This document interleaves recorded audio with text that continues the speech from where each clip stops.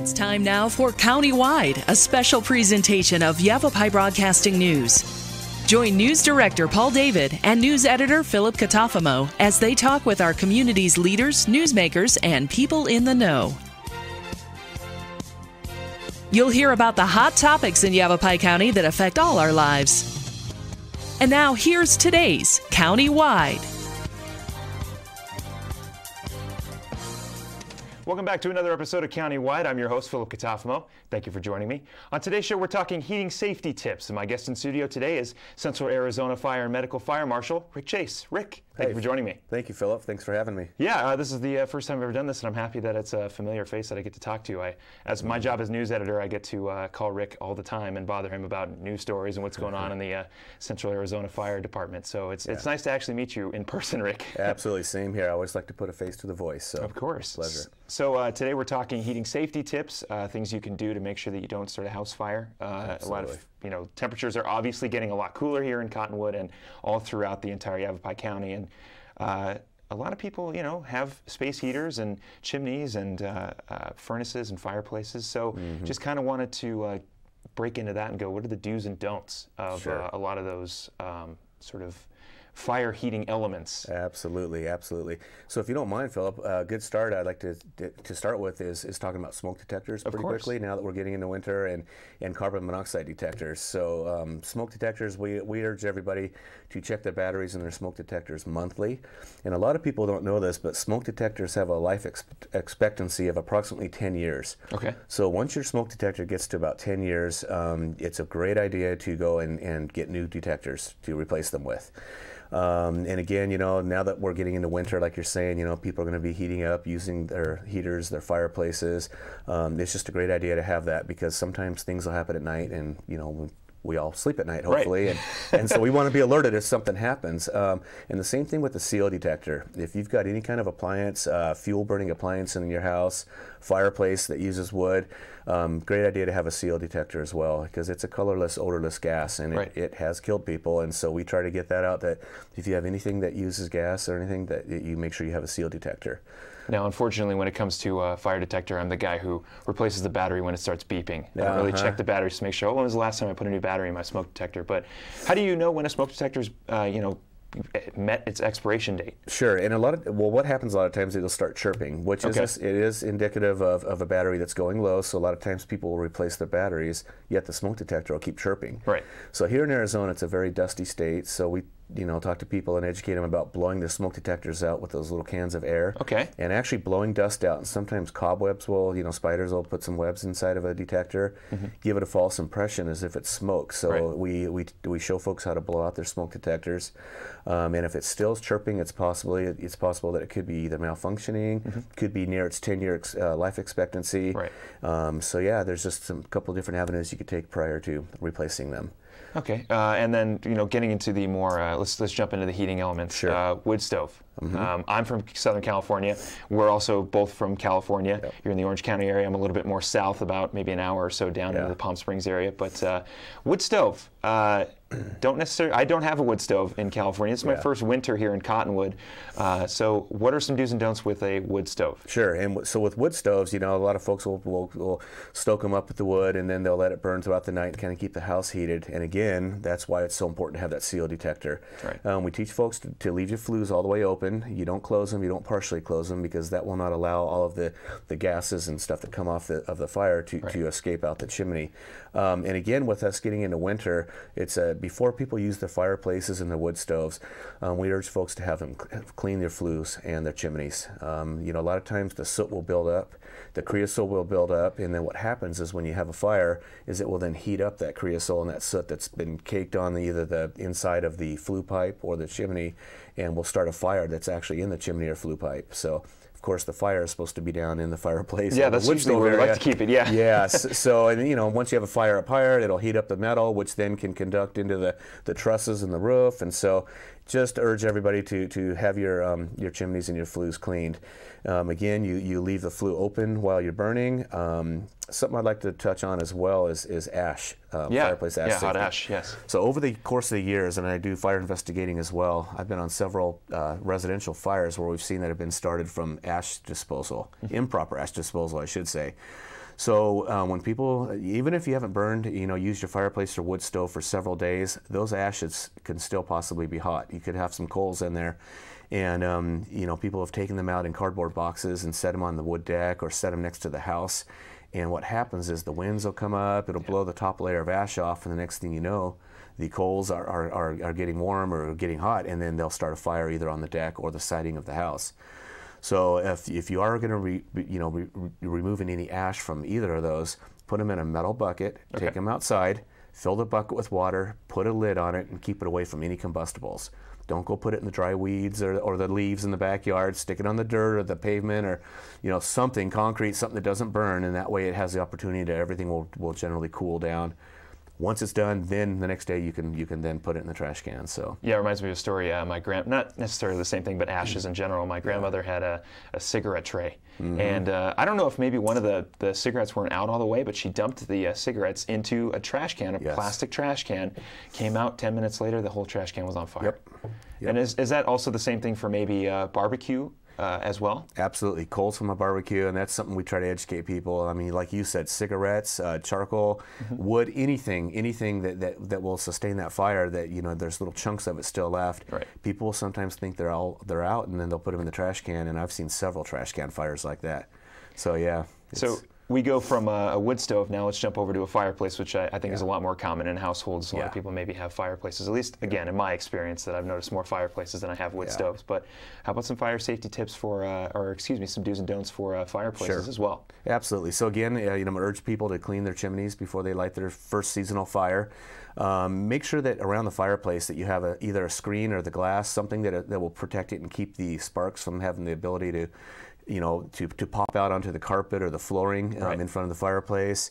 Make sure there's no combustible items around the fireplace because heat does generate, and if you've got the fireplace matchsticks that may be close to it, that's not a good place to keep those. Newspaper, even fireplace wood itself. Keep it away from where that heat is going to radiate out of the front of the fireplace. So that's the biggest thing, is just making sure you keep combustible items away, keep your flues clean, and again, the same thing with the ash safety with that. I've even heard of circumstances where people have taken the ash out close to a week later and still had the ability for it to be hot. So, those things can stay hot for days on end. So you're making me nervous, Rick. I got a little bit of charcoal ash in my barbecue from about 2 or 3 weeks ago, and now I got to really make sure that it's completely out. Well, you know what to do. You put it in a metal container. That's you fill right. it with water, and then that way there's no questions asked, right? That's right. Well, we still got a lot to talk about do's and don'ts coming up when we come back from the other side of this break. We'll be talking about floorboard heaters. We'll be talking about space heaters, and of course the monsoon season that is currently, I guess, reactivated again. But we'll talk about that a lot more with Rick Chase when we come back on the other side of this break. You're watching Countywide. We'll be right back.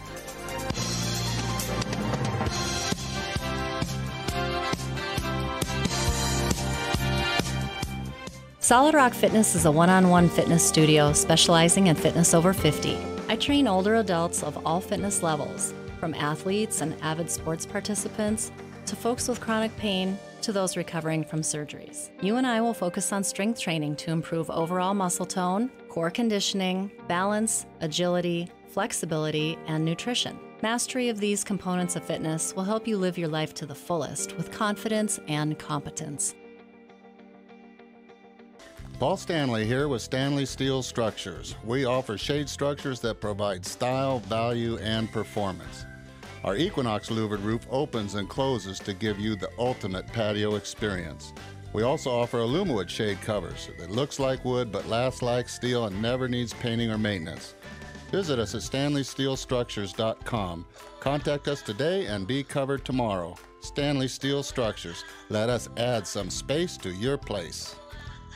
Fabulous views and unmatched quality with efficiency in mind. Just announced, C&B Construction is the only contractor ever to win the EPA's coveted Indoor Air Plus Leaders Award 4 years in a row. These Energy Star certified homes provide unparalleled energy efficiency, comfort, durability, and indoor air quality. C&B Construction is currently building at Gray Fox Ridge and Crossroads at Mingus. C&B Construction, locally respected and nationally recognized. Hi, I'm your host, Smokey Cole Bear, filling in for Smokey because after 75 years of... Only you can prevent wildfires. Turns out there's much more to say. Nearly 90% of wildfires are caused by us humans being careless, dumping our used barbecue coals willy-nilly. Guess the song was wrong. We did start the fire. That's why I respect Mother Nature and her trees, whether coniferous or new car scented. Go to SmokeyBear.com to learn more about wildfire prevention.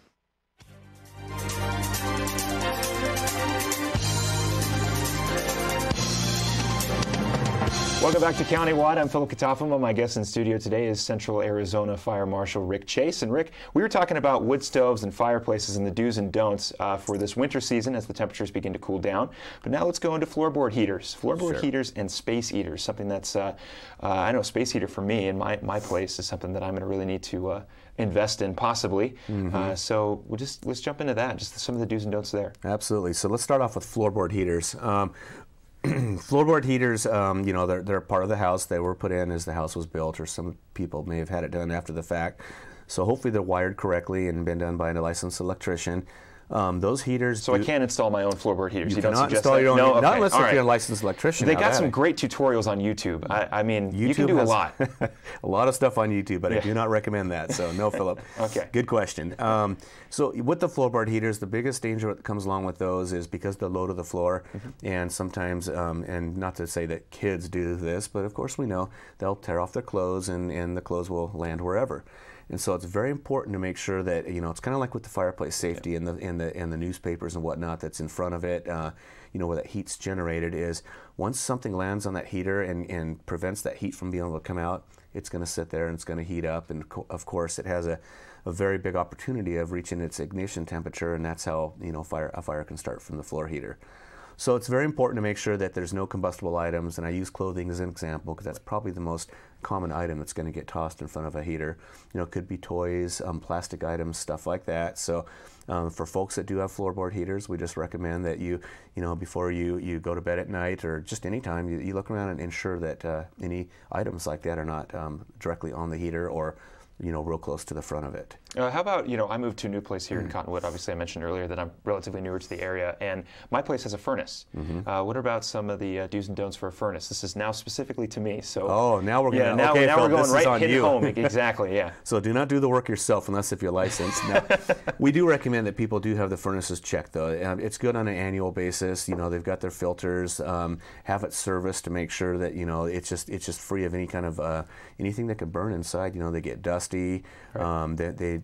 They need work done periodically. So just if anybody has any issues that they've had with their furnaces, we recommend that they call an HVAC person or somebody who's licensed to work on a furnace, just to ensure that there is nothing going wrong. Wiring, a lot of times electrical wires, you know, over the years they get dry, the outer sheath may crack, and so, you know, that of course once you have an exposed wire can be bad. So it's just a great way that, you know, you get a licensed person that can come in there. They'll ensure that the filters are good, that the unit's operating correctly, and that there is no bare wires showing. So just a good idea to have. And then I know you had mentioned space heaters. That's right, yes. So let's talk about those. So space heaters, I tell you what, there's a neat thing that they're doing now on a lot of these space heaters that sit on floors. They have a little button on the bottom of them that while that heater is sitting down on the floor, that button is pushed in, allows the heater to go on. If that heater was to be tipped over and that button comes out, it will shut the heater off. Oh, okay. Fantastic safety item that they've put on those. Unfortunately, not all heaters have those, and there's a lot of different style heaters as well. So the same thing with any kind of space heater. Because those are mobile, you can put them, you know, virtually anywhere. And, right. You know, we recommend people to plug them directly into the outlet. Do not use extension cords. Extension cords pose another problem. Most of our fires that we see, either residential or commercial, are generally started from an electrical malfunction.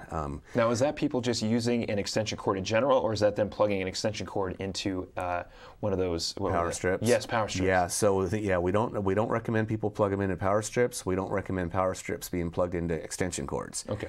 So we've seen it happen both ways, and then of course extension cords come in different thickness of wiring. Right.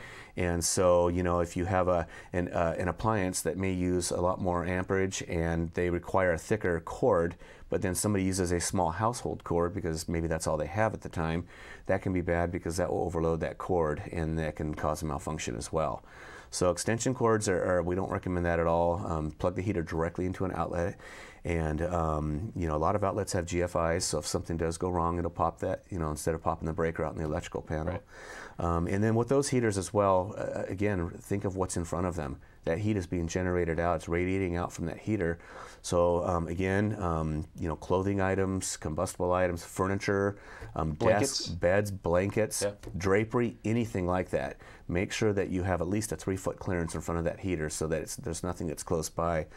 I remember a couple of years ago, maybe 3 or 4 years ago now actually, there was a fire that had started in a bathroom, and it had to do with, again, not to blame the children, the kids tore their clothes off and some of the clothing landed on a heater. Well, some heaters, to explain this heater, is that they have a temperature control setting. So you may set on a certain temperature, well, the heater will come on when it gets cooler and it'll shut itself off. Well, the heater was not on at the time.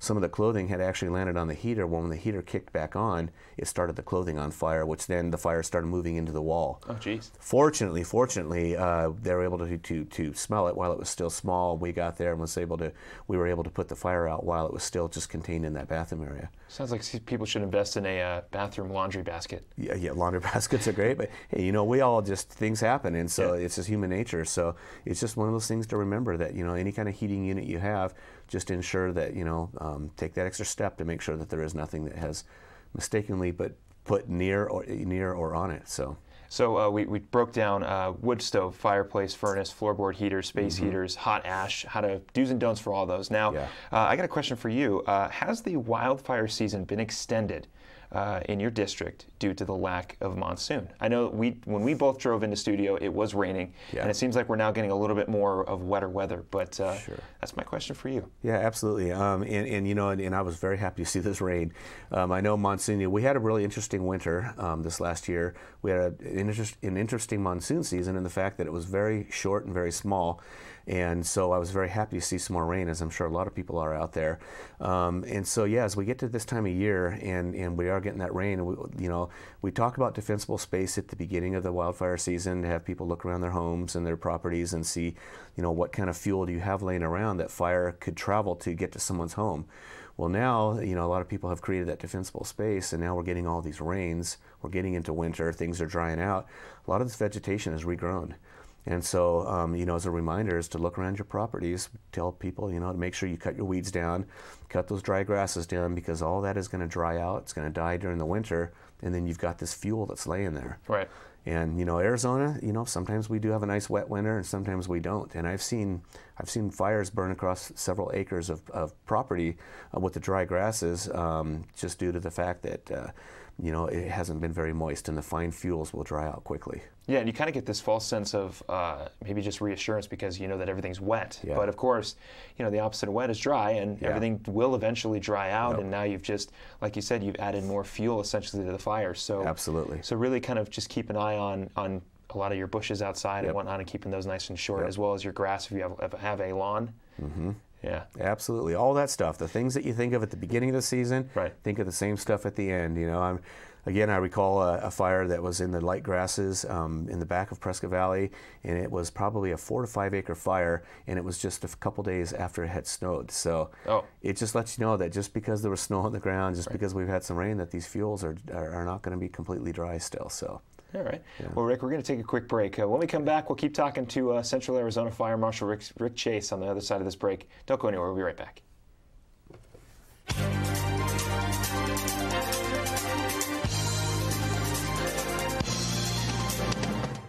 Regrow, repair, replace. Regenerative medicine is the process of creating living, functional tissues to repair or replace tissue or organ function lost due to age, disease, damage, or congenital defects.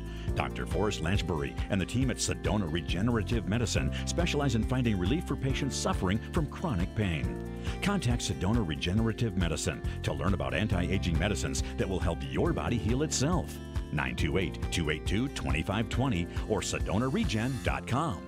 Starting in the late 1920s, Grandpa Gettle and his brothers laid the groundwork for what would become a family legacy. Almost 100 years and 100 patents later, Gettle's High Desert Mechanical continues to raise the bar of quality heating, cooling, and plumbing products and services in the Verde Valley. Call Gettle's High Desert Mechanical Heating, Air Conditioning, and Plumbing at 567-2200 or online at GettlesHDM.com, providing solutions for your comfort. Don't settle, get Gettles. Listen to me. I am captain of the track team. And if I'm late, she doesn't really think she's going to get out of here, does she? Be nice. She's new. Hello, is anyone there? Ugh! Wow. Even from our standards, you look awful. Oh, sweetie, what happened? Me? My friend Becky got to talk to this super cute boy, and I tried to act like I wasn't jealous, but I so totally was. And then out of nowhere, this concrete barrier just popped up. Maybe it was a semi. You mean you were driving? Yeah. I mean, I know the whole eyes on the road thing, but this was a super important text. Maybe you have to know, Becky. Texting? Great. But it was only like 5 seconds, and I'm a really, really fast texter, so it wasn't even a big deal. Actually, has she texted me back yet? Wow, I get like no bars in this place. I wonder if they have Wi-Fi here.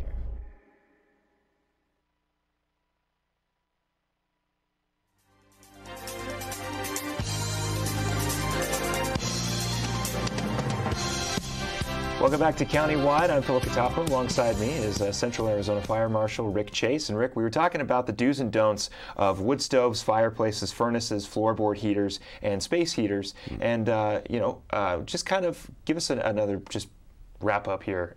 Just a quick review of what the do's and don'ts for all those things. You know, you mentioned hot ashes. People need to be careful about the way they dispose hot ashes. Make sure that your chimney's clean. Make sure that you keep up on services for your furnace. And apparently kids got to stop throwing their clothes everywhere because they're starting fires. Well, it's just one of those reminders, I mean, and even as adults, we don't always think about that, and especially if it's one of those temperature controlled heaters that may be off at the time and there's no heat coming out and you just kind of, can toss things around. So it's just kind of, again, a human nature for us. But yeah, I think with any of these items, the most important thing is just ensuring that anything combustible is away from that radiant heat. Whether it be a heater, a fireplace, a wood stove. Make sure your flues are open so that way that heat and the fire gases and the any kind of carbon monoxide will go up and out of the chimney and not into the home. Right. We talked about the importance of smoke detectors and just ensuring that they're working. And it's just not just during wintertime, it's any time of the year. Every month those detectors should be checked. And again, for folks, if you've been in your residence for a while, your residence is 10 years old at least, pull a smoke detector down. They're easy to untwist, and you can see the date on it. And if it is close to or past that 10-year expectancy, again, urge people to go out and get new smoke detectors and have them installed. A lot of them are hardwired in. Right. And if you're not comfortable with doing that yourself, have an electrician come and go around and put new ones in, and they'll be good for another 10 years. You talk about the importance of a carbon monoxide alarm and also a smoke detector. Yep. Let's go a little bit down the line a little bit. Let's say that there is a fire in the house. Mm-hmm. How important is it to have a escape plan when you're in the house? So yeah, so with that plan, again, most of the fires, nationwide they happen at night, typically when we're sleeping. And that's why it's so important to have these detectors. So great idea for everybody. Doesn't matter how big, how small your house is, what you live in, it does not matter, is to have a fire escape plan. Excuse me. So, part of that plan is, are there babies in the house? Are there elderly people? Is there somebody who may need help getting out? Excuse me. And we need to have a plan for that, because what you don't want is for part of the family to be out and part of the family to not be out. Right. So we teach people that when your smoke detector goes off, you don't go around and collect your toys, you don't go around and collect your favorite clothing items, but you go out of the house. And it's very important to know where the meeting place is once you get outside that house. It's one of the things we teach to kids in schools is if nobody knows of the meeting place, kids may end up in the backyard, parents are in the front. Well, right. What is a parent going to want to do if they don't see their children out there? Well, they're going to want to go back in. They're going to want to go back in, and we teach people that if there's a fire, you never go back in. No. So having that escape plan, having a meeting place is very, very important. And maybe it's a malfunction alarm that has gone off, but still we don't want to take the chance of thinking, well, maybe it's a malfunction, I'm just going to stay in bed and sleep because I'm tired. No, you get up, you treat it as if it's an emergency, let the adults in the house check and determine if there truly is a fire. And then of course 911 needs to be called immediately, because every second a fire burns, it's getting larger. So the sooner the fire department gets called, the sooner they get there and can hopefully keep that fire contained to a very small portion of the house. Well, we know that the winter season is coming up very, very soon here in the northern part of Arizona, and I want to thank Central Arizona Fire Marshal Rick Chase coming on, giving us the do's and don'ts. Make sure you get all this stuff serviced, check your smoke detectors, and have an escape plan. Rick, thank you very much. I want to thank you for watching, and in the words of Paul David, we'll see you next time. You're welcome, Philip.